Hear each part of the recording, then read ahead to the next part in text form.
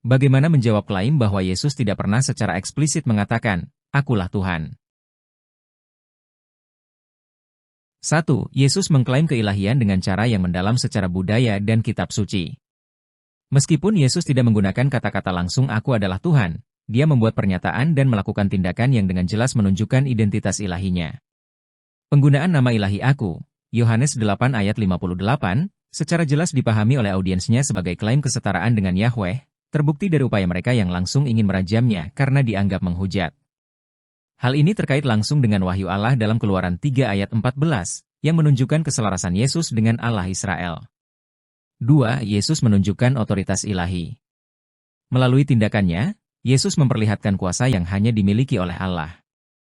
Mengampuni dosa, Markus 2 ayat 5-7, dilihat sebagai klaim terhadap hak ilahi, yang memicu kemarahan para pemimpin Yahudi. Menerima penyembahan, Matius 14 ayat 33, Yohanes 9 ayat 38, semakin menegaskan identitasnya, karena penyembahan hanya diberikan kepada Allah dalam tradisi Yahudi.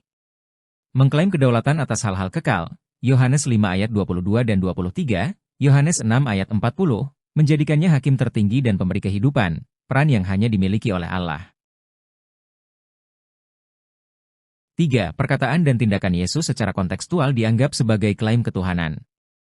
Audiens Yesus, khususnya para pemimpin agama, dengan jelas memahami klaim dan tindakannya sebagai deklarasi keilahian.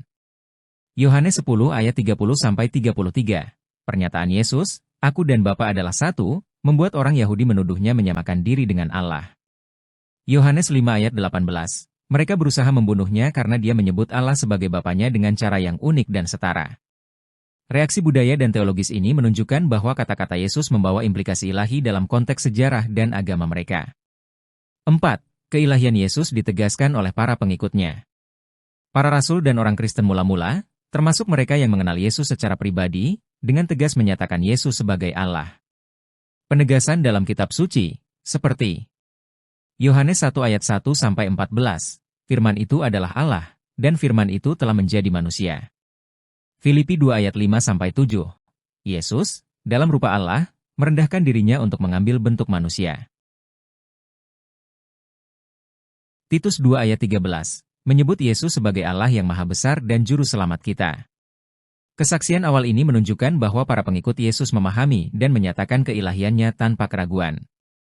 5. Klaim Yesus selaras dengan deskripsi Allah dalam Perjanjian Lama. Yesus mengklaim atribut dan gelar yang hanya dimiliki oleh Allah, seperti "Akulah jalan, kebenaran, dan hidup", Yohanes 14 ayat 6, yang menghubungkannya dengan kebenaran dan keselamatan sejati. Penggunaan anak manusia, Daniel 7 ayat 13 dan 14, mengidentifikasinya sebagai figur mesianis ilahi dengan kekuasaan kekal. 6. Konteks historis dan teologis memperkuat klaimnya. Gereja mula-mula, termasuk Konsili Nikea, 325 Masehi, menegaskan keilahian Yesus berdasarkan kitab suci dan ajaran para rasul. Catatan sejarah menunjukkan bahwa orang-orang Kristen secara konsisten menyembah Yesus sebagai Allah, mencerminkan pemahaman mendalam tentang identitas ilahinya. Kesimpulan. Penolakan Yesus untuk secara terang-terangan menyatakan "Aku adalah Tuhan" sejalan dengan gaya pengajarannya, mengungkapkan kebenaran yang mendalam melalui perumpamaan, tindakan, dan pernyataan yang membutuhkan refleksi mendalam. Pendekatannya memastikan bahwa identitas ilahinya terungkap kepada mereka yang memiliki hati yang peka secara rohani, Matius 16 ayat 15-17, sekaligus menantang mereka yang berhati keras. Ketiadaan frasa harfiah "Aku adalah Tuhan" tidak mengurangi klaim Yesus yang jelas dan konsisten tentang keilahiannya. Melalui perkataan, tindakan, dan pemahaman para pengikutnya, Yesus menunjukkan sifat ilahinya dengan cara yang selaras dengan kitab suci dan konteks budaya Yahudi. Seperti dirangkum dalam Yohanes 14 ayat 9, Yesus menyatakan, "Barang siapa telah melihat Aku, ia telah melihat Bapa," menegaskan kesatuannya dengan Allah dan menegaskan identitasnya yang ilahi tanpa keraguan.